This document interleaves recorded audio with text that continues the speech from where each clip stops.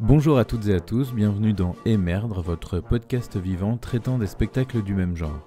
Dans cette émission, j'ai rencontré Bruno Gélin pour Mes jambes si vous saviez quelle fumée, une création qui nous fait passer une journée dans l'atelier de Pierre Molinier, photographe, peintre et auteur érotomane. Ce qui m'a intéressé ici, au-delà de l'érotisme, c'est la question de l'adaptation au théâtre. Comment passe-t-on d'objets artistiques non théâtraux tels que des tableaux ou des photographies à un spectacle sur scène? Bruno Gélin propose un début de réponse dans cet entretien. Merdre! Bruno Gélin, bonjour. Bonjour. Merci de m'accueillir aujourd'hui au TNB pour parler ensemble du spectacle Mes jambes si vous saviez quelle fumée, que vous avez adapté et mis en scène. Ce spectacle est un hommage jouissif et ludique, cru et émouvant, rebelle et joyeux au photographe Pierre Molinier. Ce spectacle a été créé en 2004 et c'était votre première mise en scène.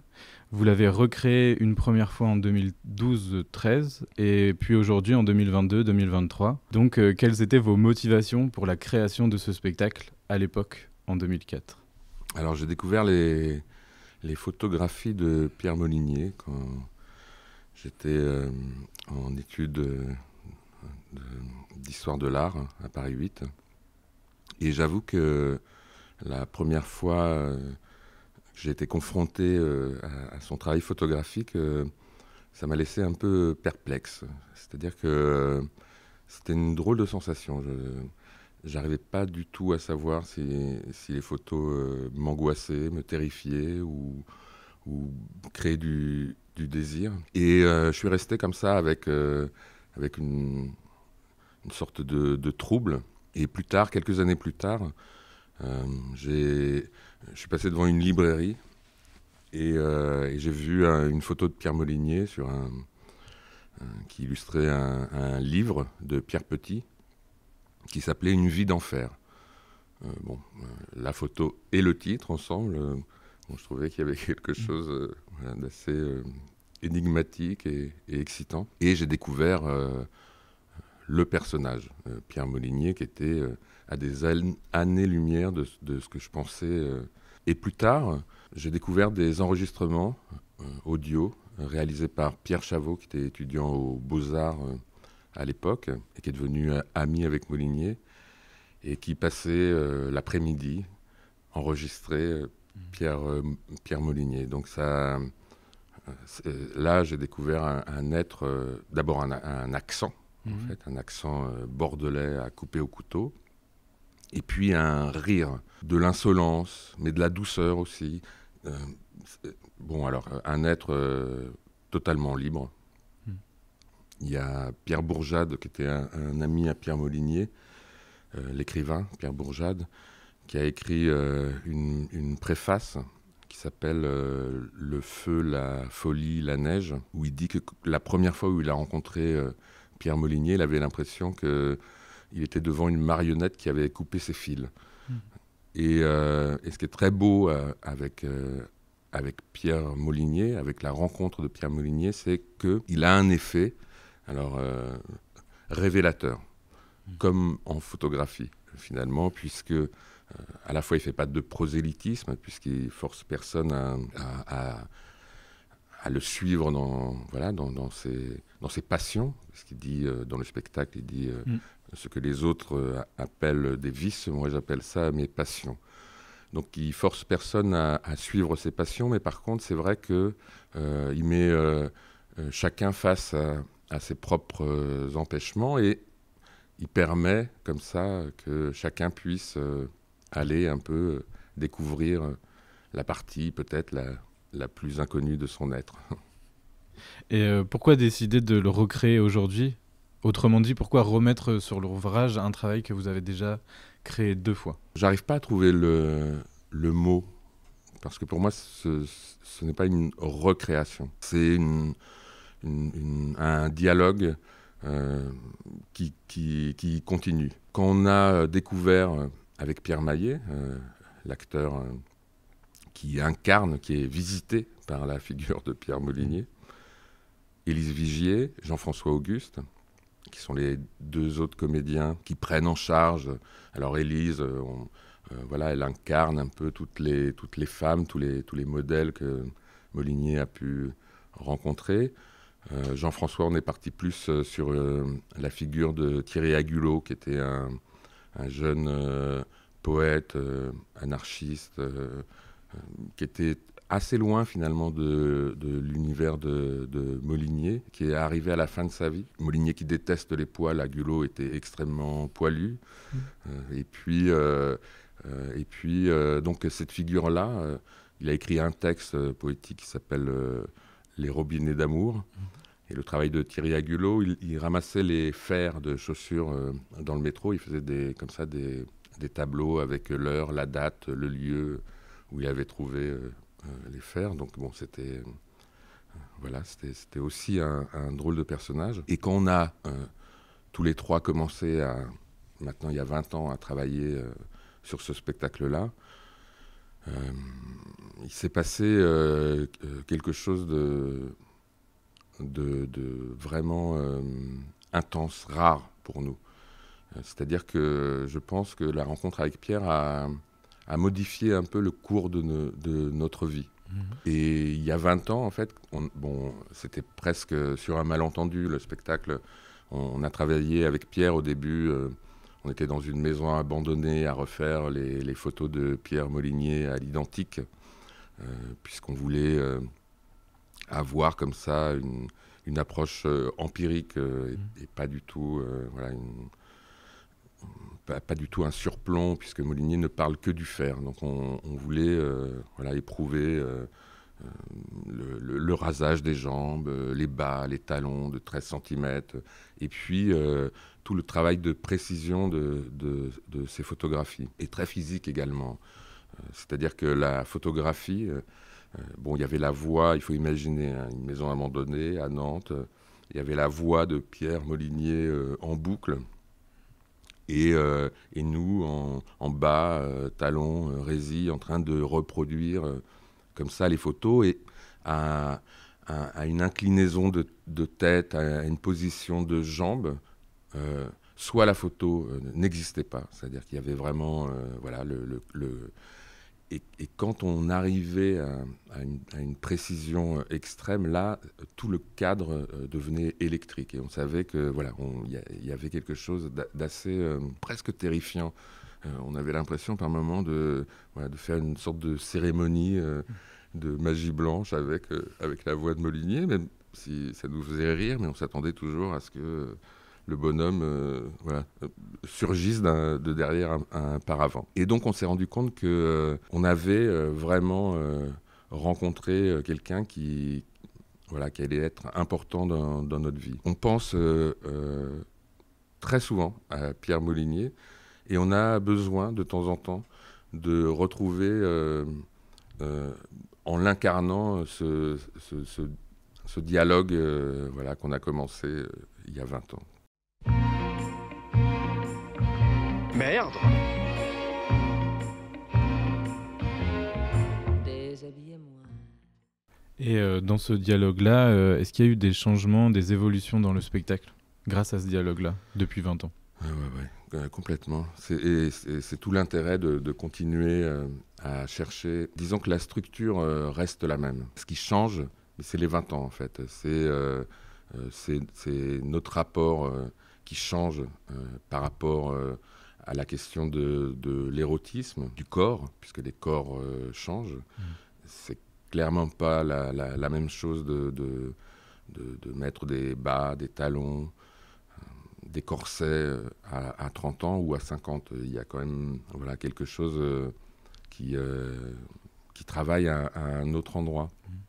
Et peut-être même qui devient politique, puisque on n'est pas dans une société où à 50 ans, l'idée d'un corps désirable ou désirant finalement, c'est pas forcément quelque chose qu'on entend tous les jours. Et puis il y a surtout cette question de la mort qui est très présente chez Molinier, c'est-à-dire que ça fonctionne toujours le travail autour du désir, de la représentation, de la sexualité, de l'érotisme, est toujours équilibré ou mis en tout cas en regard de la mort. Et cette chose-là, je dois dire qu'au fur et à mesure, on la comprenait intellectuellement il y a 20 ans. Alors on n'en parle pas, mais il y a quelque chose qui est de l'ordre de l'inévitable qui nous permet peut-être d'être plus en relation avec cette question qui est quand même centrale dans l'œuvre de Molinier. Et puis aussi le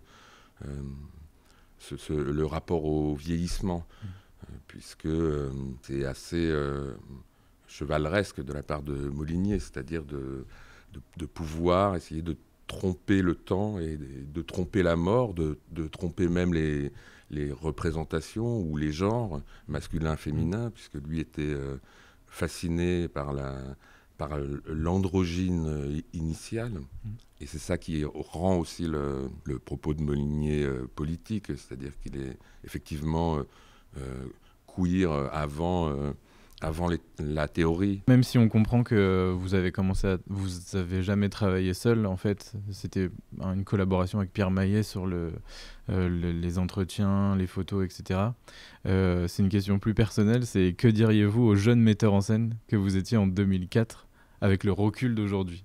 Un conseil à donner aux jeunes metteurs en scène, de garder la joie en scène, et de continuer à être libre et à essayer de faire des choses qui ont du sens. Et je ne sais pas, peut-être des choses concrètes, peut-être boire un peu plus. Très bien. Ce spectacle a été créé d'après les entretiens de Pierre Chavot, comme vous l'avez dit, avec Pierre Molinier en 1972. De quelle manière avez-vous effectué le choix des extraits des entretiens de Pierre Molinier pour le texte final du spectacle? Ça s'est opéré par le plateau, quoi. C'est vraiment une écriture de plateau. Donc avec Pierre, on finissait vraiment par connaître tous les textes par cœur. Et bon, quand vous arrivez au spectacle, vous êtes invité chez Pierre Molinier. Vous passez une soirée ou une journée chez Pierre Molinier. Donc on a construit vraiment par rapport aussi des allers-retours entre la vie de l'atelier et puis des images qui appartiennent vraiment à son univers fantasmagorique. Ça s'est élaboré sur le temps, au plateau, et dans une connivence et un dialogue avec Pierre Maillet et Pierre Molinier. Merde!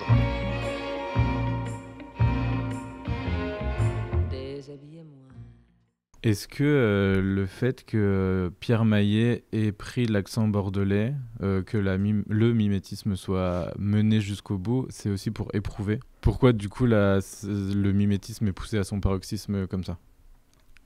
En fait, encore une fois, c'était de l'ordre de l'évidence. Je suis certain que on n'est pas à un endroit d'imitation, par contre on est à un endroit de visitation. C'est-à-dire que oui, je pense que Pierre est visité par Pierre Molinier et vraiment m'arrive des moments de douter à qui je parle. Donc c'était vraiment une évidence. Et puis c'est très compliqué d'enlever le rire, le rythme, la malice du rire. Des entretiens de Pierre Molinier, c'est tellement constitutif et on comprend tellement et on peut entendre des choses que peut-être sans l'accent bordelais qui serait peut-être insupportable à entendre. Et voilà, donc il y a quelque chose qui était de l'ordre de l'évidence. Il se trouve qu'en plus Pierre a un accent, alors c'est pas tout à fait le même puisqu'il vient de Narbonne, donc il fallait un peu travailler et réactiver, mais il y avait quelque chose qui était pas si compliqué pour Pierre et qui le ramenait aussi à des choses d'enfance, puisque finalement Pierre Molinier parle beaucoup de son enfance sous les robes des employés de sa mère. Enfin, il y a quand même il y a des références permanentes. Et puis, on a quand même l'impression souvent d'être face à un enfant. Comme on le comprend depuis le début de cet entretien, Pierre Molinier était photographe, entre autres, puisqu'il a fait de la peinture aussi, et il a écrit un peu. Et vous êtes Vous vous êtes également inspiré de ces photographies pour le spectacle. Comment passe-t-on d'une image fixe comme la photographie aux images mouvantes d'un spectacle ? On s'est aussi inspiré, et de plus en plus d'ailleurs, je crois. J'étais un peu plus hermétique à sa peinture au tout début, il y a 20 ans. Mon entrée, c'était vraiment la photographie. Et j'ai fait un chemin aussi par rapport à ses peintures. Et il y a quelque chose aussi qui devient de plus en plus présent dans l'écriture du plateau. Au niveau des peintures, c'est plus des questions de teinte ou d'enchevêtrement. Mais comment passer d'une image fixe à une image en mouvement en prenant son temps ? On est accueilli dans une ambiance rouge et cette couleur est, j'ose dire, omniprésente dans le spectacle. J'ai appris que vous aviez fait des études d'histoire de l'art à Paris 8. Bah, du coup, vous l'avez dit.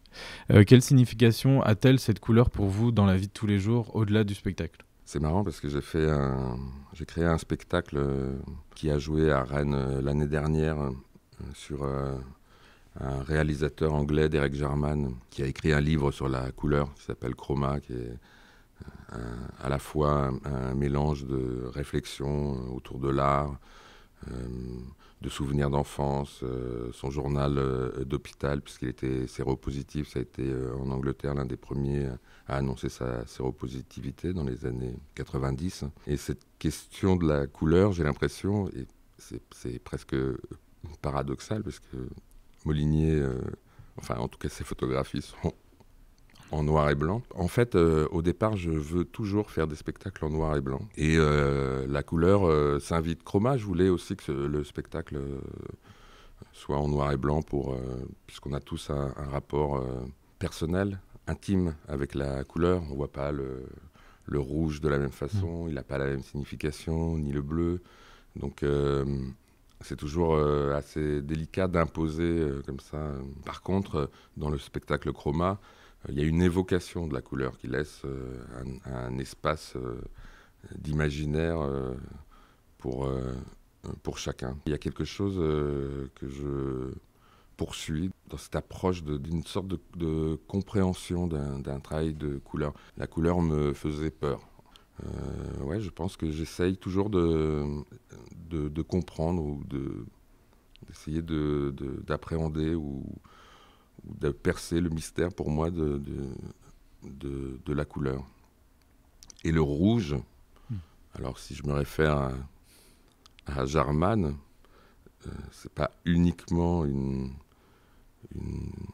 couleur qui est souvent liée à l'érotisme, et même un peu l'érotisme de supermarché, on va dire. Mais c'est quand même la couleur de la colère. Voilà, ce qui finalement n'est pas un sentiment qui est contraire à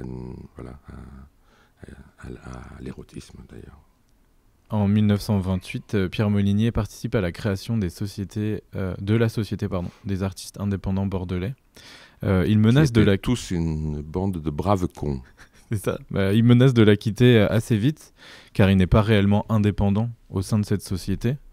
Donc ça, c'était en 1928 et aujourd'hui, nous sommes en 2022. Et celle-ci, l'indépendance est toujours remise en cause. Est-ce que l'indépendance artistique a-t-elle réellement existé un jour ? Je ne suis pas sûr de pouvoir répondre à cette question. Par contre, ce qui est plus intéressant, c'est pas que la question ne le soit pas, mais ce qui est plus intéressant pour moi, c'est la lutte pour gagner à chaque fois un petit peu plus de liberté ou d'indépendance. Après, non, je pense que si la liberté ou l'indépendance était totale pour les artistes, peut-être qu'il n'y aurait plus besoin de faire de l'art, de créer, puisqu'il y a quand même quelque chose toujours, et c'est ce qu'on entend chez Pierre Molinier, derrière le rire, c'est que finalement tout ça vient aussi en tout cas la révolte crée une énergie qui peut être une énergie de destruction ou alors de transformation. Et Pierre Molinier en est l'exemple, c'est-à-dire que, bon, déjà, il a l'humour pour pouvoir tourner en dérision, puisqu'il dit que de toute façon, c'était un dentiste qui s'occupait des indépendants bordelais, qui s'en foutait de l'art, qui était juste là pour arranger des dents. Et non, je crois que c'est une lutte. Ben, merci Bruno Gélan. C'est moi. Merci.